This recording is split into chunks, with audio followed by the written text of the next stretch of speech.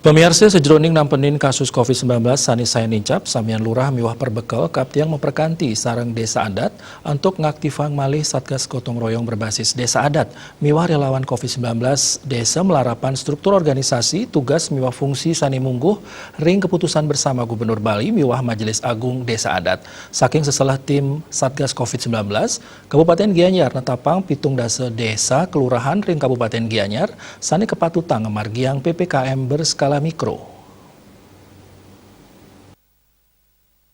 Sekda Kabupaten Gianyar Imade Gede Wisnu Wijaya sani sepisanan pinake Ketua Harian Satgas COVID-19 Kabupaten Gianyar Mausang indik tetimbang ipun inggih punika 6 desa kelurahan ngeranjing ring zona oranye kuning miwa merah radis 6 sani tiosan medue pasar tradisional miwa objek wisata sani kepersyaratan laksana yang PPKM berskala mikro, nganinin indik dana sani kebuatan ring pemargin PPKM berskala mikro puniki, sampun anutin Permendes dana desa warsani mangkin, turkantun sidekawa untuk nampenin COVID-19 ring tingkat desa, denan punike pemerintah Provinsi Bali, taler medalang dana 1 juta rupiah, majeng suang-suang desa adat ring Bali, sani kekepai 50 juta anggen nampenin COVID-19, miwa 50 juta rupiah anggen biaya operasional.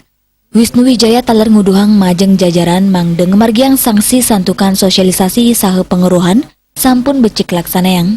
Sejeroning laksanayang upacara ring tengahin pandemi, para projuru utawi prawartaka upacara kuatasin krama sani rau.